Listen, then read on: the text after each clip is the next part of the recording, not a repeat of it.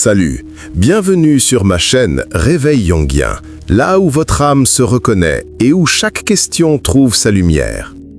Il y a des moments dans la vie où, extérieurement, tout semble aller bien, mais intérieurement, quelque chose pèse. Une impression de tourner en rond, comme si une part de vous avançait tandis qu'une autre restait coincée dans le passé. Cette inquiétude n'est pas toujours intense ou dramatique, elle est subtile, diffuse, presque invisible, mais profondément réelle. Souvent, ce qui nous épuise ne vient pas de ce qui nous manque, mais de ce que nous continuons à porter sans jamais le remettre en question. Des rôles devenus trop étroits, des relations qui nous rétrécissent, des croyances empruntées, des blessures anciennes qui continuent de s'exprimer à travers nos choix. Selon Carl Jung, ce que nous refusons de regarder à l'intérieur ne disparaît jamais. Cela agit en silence depuis l'inconscient, façonnant nos décisions, nos peurs et nos attachements. Je crois que si vous êtes ici, ce n'est ni le fruit du hasard, ni celui d'un algorithme. C'est parce qu'à un niveau très profond, quelque chose en vous cherche à être entendu et reconnu avec honnêteté. N'oubliez pas de laisser un j'aime et de vous abonner à la chaîne afin de continuer à cheminer avec des vidéos qui apportent profondeur, clarté et une véritable valeur à votre parcours intérieur. Et maintenant, entrons ensemble dans une exploration 10 choses que tu dois éliminer en silence de ta vie. Non pas des ruptures spectaculaires, mais par une maturité intérieure. L'état initial, la fatigue invisible. Il existe une forme de fatigue difficile à nommer parce qu'elle ne se manifeste pas à l'extérieur et qu'elle ne fait pas de bruit. C'est une fatigue que l'on porte chaque jour alors que la vie, vue de l'extérieur, semble aller bien, continuer de fonctionner et se dérouler selon des schémas familiers. J'ai rencontré cet état chez beaucoup de personnes, et aussi en moi-même, lorsque, vu de l'extérieur, tout semblait à sa place, une existence relativement stable, des relations habituelles, des routines sans rien d'anormal. Pourtant, à l'intérieur, apparaissait une lourdeur difficile à expliquer, comme si la vie se répétait indéfiniment, tandis que l'être humain ne faisait que survivre au lieu de vivre pleinement.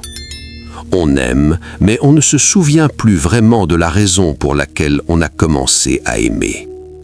Avec les années, j'ai compris que ce qui épuise le plus profondément l'être humain ne vient que rarement du manque, mais plutôt de ce que l'on continue à porter sans en avoir pleinement conscience. Il peut s'agir de rôles que nous avons endossés très tôt ou de blessures qui ont dû être réduites au silence pour pouvoir survivre. Ces éléments, dans la discrétion, continuent pourtant de guider nos choix et notre manière d'entrer en relation avec les autres. Carl Jung disait « Tant que vous ne rendez pas l'inconscient conscient, il dirigera votre vie, et vous appellerez cela le destin. » Ces poids invisibles fonctionnent comme un courant souterrain, sans contraintes apparentes, mais avec une persistance constante. Ils nous amènent à répéter les mêmes schémas, non pas parce que nous sommes faibles, mais parce qu'une partie intérieure de nous n'a pas encore été reconnue. Et peut-être que la véritable fatigue ne vient pas du fait de trop donner aux autres, mais du fait de ne plus s'écouter soi-même depuis trop longtemps. Ce qui épuise l'âme n'est pas l'effort, mais l'oubli de soi. C'est précisément à partir de cette fatigue silencieuse qu'une question s'impose. Qui tient réellement le gouvernail de notre vie intérieure? Et pour comprendre cela, je vous invite à me suivre dans la partie suivante, où nous verrons comment les anciennes versions de nous-mêmes continuent, en silence, à orienter nos choix et nos relations. Mécanisme psychologique. L'ancien continue de tenir le gouvernail. Il existe une vérité que l'on met souvent très longtemps à accepter. Toutes les décisions que nous prenons ne naissent pas du présent. Beaucoup de choix se forment à partir de versions plus anciennes de nous-mêmes. L'enfant qui a manqué de sécurité, la personne qui a été rejetée, ou le rôle que nous avons dû porter trop tôt pour pouvoir survivre. Ces parts ne disparaissent pas avec le temps. elles deviennent simplement silencieuses. Et c'est précisément ce silence qui leur permet de continuer à influencer notre vie depuis l'inconscient. Ces voix silencieuses se manifestent dans la manière dont nous entrons en relation, dans les choix que nous répétons, et dans le fait d'accepter de rester dans des situations où nous nous sentons diminués. Ce n'est pas par faiblesse, mais par fidélité inconsciente à ce que nous avons été. Jung appelle cette part rejetée l'ombre, et il souligne que ce qui n'est pas reconnu ne disparaît jamais, mais revient sous forme d'auto-sabotage et de paralysie intérieure au moment où nous devrions avancer. Ce n'est pas le passé qui nous dirige, mais les parties du passé que nous n'avons jamais osé regarder en face. Et pour comprendre comment reprendre ce gouvernail, nous devons poursuivre ce chemin intérieur, là où commence le moment où l'être humain s'arrête et se tourne vers l'intérieur de lui-même. Point de bascule. S'arrêter et regarder à l'intérieur. La libération commence rarement par de grands gestes. Elle naît au moment où l'on s'autorise à ralentir, où l'on cesse de fuir pour rester et observer ce qui se passe à l'intérieur. S'arrêter non pour juger ou corriger, mais pour regarder en face les parts de soi qui continuent en silence à diriger notre vie. De ce ralentissement émerge alors une question simple mais décisive. Qui en moi est en train de conduire cette vie? Est-ce l'adulte conscient d'aujourd'hui ou une part plus ancienne qui agit encore à partir de la peur et de l'habitude? Lorsque la blessure est enfin regardée, sa puissance commence à diminuer, non parce qu'elle disparaît, mais parce qu'elle n'est plus abandonnée dans l'ombre. C'est à cet instant que l'on réalise que l'on est devenu plus mûr que la version de soi qui a été blessée et que l'on peut ainsi reprendre le droit de choisir, non plus par réflexe, mais depuis la conscience. On ne guérit pas en effaçant le passé, mais en cessant de le laisser diriger le présent. Si ce moment touche une part de votre monde intérieur, prenez le temps de laisser un j'aime et de vous abonner à la chaîne afin de continuer à cheminer avec des contenus qui apportent profondeur et véritable valeur à votre parcours intérieur. Nous entrerons ensuite dans la partie suivante où je partagerai ce qui demande à être lâché en silence, non par le conflit ou le dramatique, mais par la maturité et l'honnêteté envers soi-même.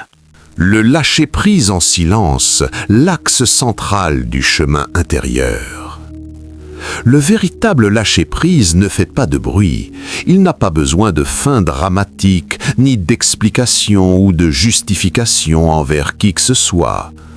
Il commence au moment où l'on accepte intérieurement qu'une chose a accompli sa mission dans notre vie et qu'elle peut désormais être laissée derrière. On comprend alors que tout ne mérite pas d'être combattu ou expliqué. Certaines relations nous ont aidés à traverser une étape, puis ont cessé d'être justes. Certains rôles nous ont protégés à un moment donné, avant de devenir trop étroits. Et derrière toutes ces expériences se cache souvent un besoin profond, plaire, être reconnu, ne pas décevoir. Lâcher prise dans ce sens n'est pas un acte de rupture, mais un geste de sincérité envers soi-même.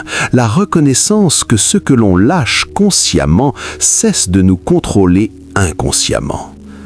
Il ne s'agit donc pas d'une perte, mais d'une ouverture, un espace secret dans lequel quelque chose de plus authentique peut enfin apparaître, là où l'on n'agit plus pour correspondre à un modèle, mais pour être pleinement soi. Ce qui est lâché en silence ne disparaît pas, cela laisse simplement place à ce qui nous appartient vraiment. Et lorsque ce qui ne nous appartient plus est déposé sans bruit, une autre sensation émerge naturellement, comme si l'être humain revenait peu à peu vers un lieu familier à l'intérieur de lui-même.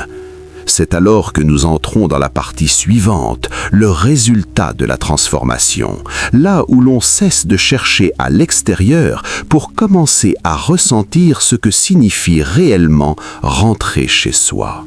Résultat de la transformation. Rentrer chez soi. Lorsque l'être humain cesse de vivre derrière des masques, quelque chose de très simple mais profondément juste commence à se produire. L'énergie qui était dispersée à maintenir des rôles, à répondre aux attentes et à se protéger revient peu à peu vers elle-même. Il n'est plus nécessaire de forcer. La vitalité circule à nouveau de manière naturelle, sans lutte. Dans cet espace libéré, l'intuition retrouve sa voix. On sait ce qui est juste non parce qu'on a trop analysé, mais parce que cela résonne clairement à l'intérieur. Les décisions deviennent plus limpides, les relations plus authentiques, non pas comme une euphorie passagère, mais comme un état durable. À ce stade, l'être humain ne se contente plus de survivre, il commence véritablement à vivre.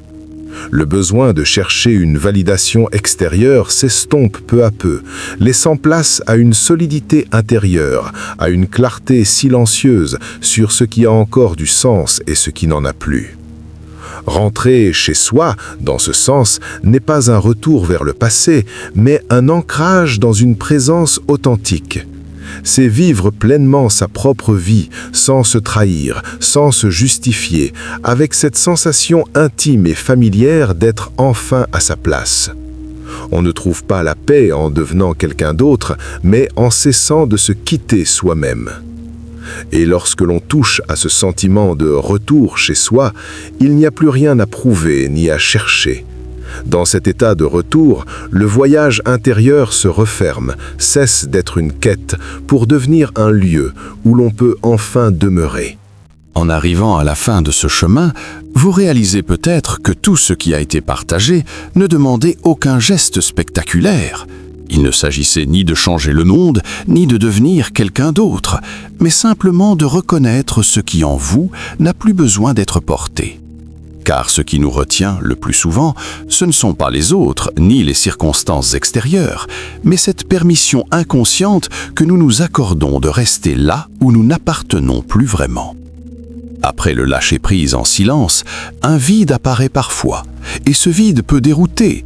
Pourtant, il ne s'agit pas d'un manque, mais d'un espace sacré, un terrain fertile où une vie nouvelle, plus authentique, peut commencer à prendre racine. Grandir dans l'esprit de Jung, ce n'est pas accumuler davantage, mais cesser de négocier avec sa propre paix intérieure. Si ce voyage d'exploration intérieure vous a touché, vous pouvez laisser un j'aime et vous abonner à la chaîne Réveil Jungien. Considérez cela comme un geste pour continuer à cheminer avec des contenus qui nourrissent la profondeur, la conscience et le retour à soi proposés sur cette chaîne. Merci sincèrement d'être resté jusqu'au bout et d'avoir regardé cette vidéo dans son intégralité.